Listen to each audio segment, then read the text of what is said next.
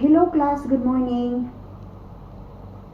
Bago natin umpisa ng ating klase, tumayo muna tayo para magdasal, okay? Okay. Okay, ikaw ang mag-lead ng prayer natin ngayon. Anong pangalan mo?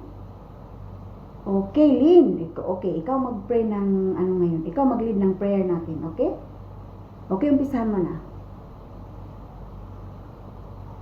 Okay, amen. Okay, ngayon, papakilala muna natin yung sarili natin, okay? Ako muna ang mauna. Ako nga pala yung teacher nyo. Ako si Leah Umala. So, ngayon, ipapakilala nyo ang inyong mga sarili, okay? Umpisahan mo na dito. Okay, Lynn, ikaw na ang mauna. Okay? Okay. So, yun. Finish. Tapos, ngayon, umupo na muna tayo. Okay. Ngayon, nakaupo na kayo. Umpisahan na natin ang ating tatalakayan ngayon. Sino yung nakaano kahapon sino yung nakakaalala ng ating tinatalakay kahapon? Okay, Josh, ikaw? Okay, very good. Yun ang ating tinatalakay kahapon. So, ngayon naman, tatalakayin natin ang tungkol sa ating pangangatawan. Ang ibig sabihin yan, yung good hygiene nyo sa ating katawan. Alam mo ba yung mga good hygiene?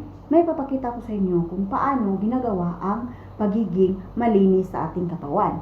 So ito yung mga dapat gawin natin para maging malinis tayo sa ating katawan.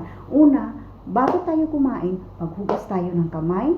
Maghugas tayo kahit saan, maghugas tayo ng kamay. Kahit anong ginakain natin, hindi natin alam na darating sa ating buhay. Di ba? So ngayon, paano tayo makakaligtas sa mga bakterya na darating sa ating katawan. So, number 1 is maglinis tayo sa ating kapaligiran. Maglinis tayo sa ating bahay. Tapos ilinisin ang mga nasa gilid-gilid na may mga bakterya kung saan doon lumalapit ang mga virus or bakterya, okay? Tapos kailangan natin na magiging malinis sa ating pangangatawan. So yun ang ating tinatalakay ngayon. So, class, salamat sa inyong pakikinig at saka sana matutunan niyo ito, okay? Okay. So, bukas class, magbibigay ako sa inyo ng exam, okay? Magpapa-exam tayo bukas, okay? Dapat pag-aralan nyo kung ano ang mga dapat gawin, dapat nating lilinisin sa ating kapaligiran, okay? At sa ating sarili din, okay?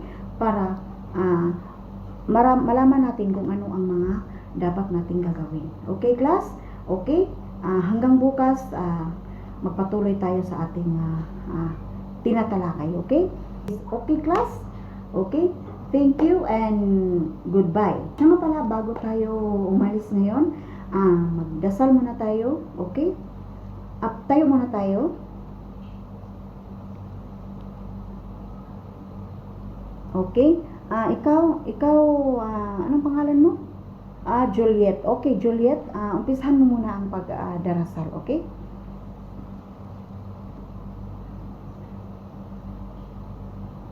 Amen. Okay, class. Goodbye.